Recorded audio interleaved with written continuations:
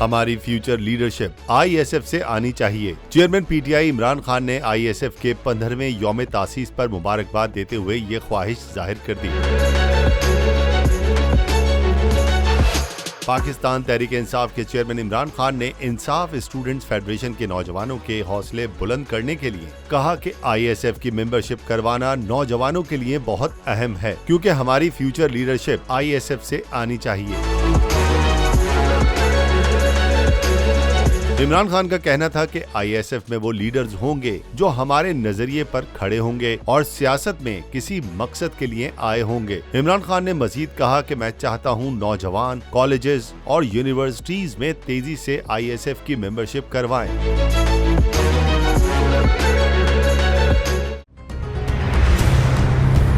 कप्तान का हकीकी आजादी मार्च, बोल न्यूज की खुसूसी कवरेज। ये एक फैमिली मार्च है। हकीकी आजादी मार्च जो है जीटी रोड पर रवां दवा है। बोलने की हक और सच की बात। इमरान खान के कंटेनर के करीब फायरिंग का वाकया पेश आया। फायरिंग से जख्मी अस्पताल मुंतकिल। कातिलाना हमले से किया पर्दा चाक। बोल हमेशा बना आवाम की आवाज।